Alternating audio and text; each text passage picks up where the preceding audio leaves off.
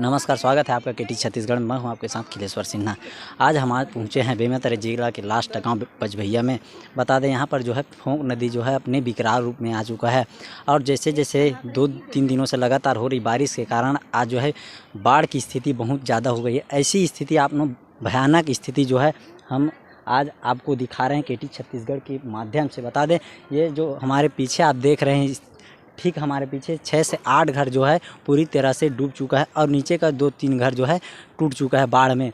बाढ़ की स्थिति ऐसी है कि बता दें 2 से 3 रास्तों से होकर यहाँ का पानी जो है निकल रहा है और यहाँ के जो निवासरत व्यक्ति हैं, आइए हम उनसे कुछ बातचीत करेंगे कि कितना बजे से कितना टाइम से जो बाढ़ की स्थिति बना है। उनसे कुछ महिलाएं हमारे साथ मौजूद है, हम उनसे भी बात करेंगे और कुछ निवासरत ग्रामीण हैं उनसे बात करते हैं। तो ये स्थिति कब से बना है? शाम के 4 बजे से। अच्छा, शाम के 4 बजे।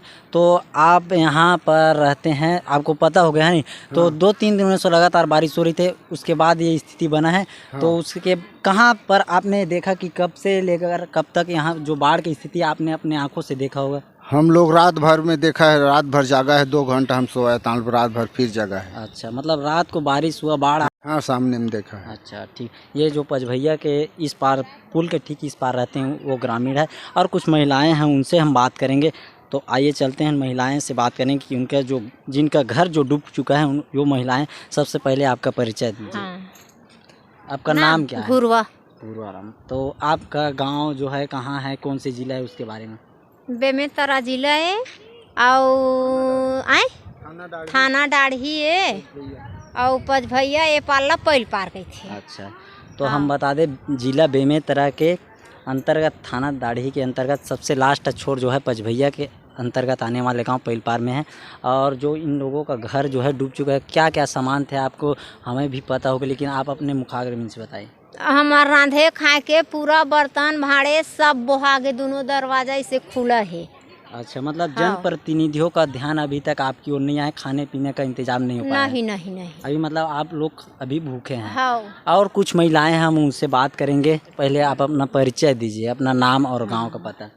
गांव पचभैया है, राजीव नाम है और पूरा सुबह पैल पार कई थेला। अच्छा, तो शाम के बाढ़े के टाइम हो है, बाढ़े है 4 बजे से रात भर जागे हैं। आए थे सुबह टाइम पूरा ज़्यादा बाढ़ से तो निकले हैं, पूरा हाथ पैर भर धर के आए हैं, कुछ नहीं धरे हैं।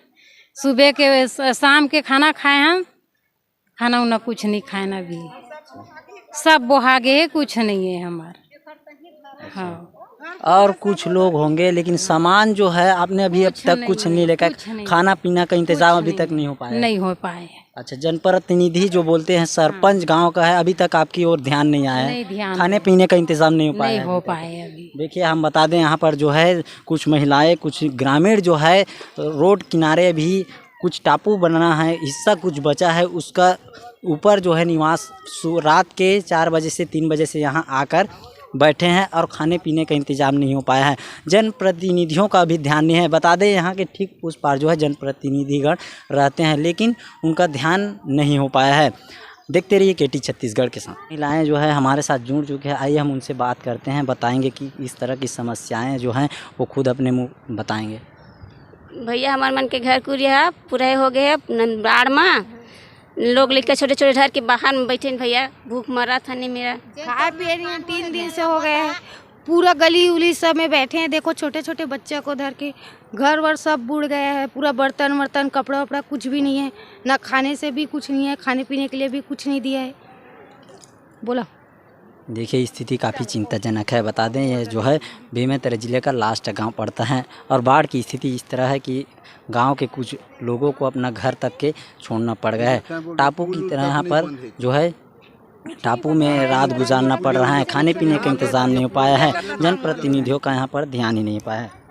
लेमन में तता भैया मोर संतोष सिंह चौहान, पिता करण सिंह। स्थिति कब से है? आप अभी आपका आज घर बुड़ चुका है, आप बता? आज 11 बजे से डूबा है। हाँ, वो बढ़ा है परसों से बढ़ा है। अभी 12 बजे जाकर घर में पूरा घुस गए हैं सुबह, और सुबह के बाद पूरा मेरे घर में करीब 3 फीट पानी है। और एक कोठा भी बह गया और पूरे घर में ना पानी सामान वामान सब डूबा है।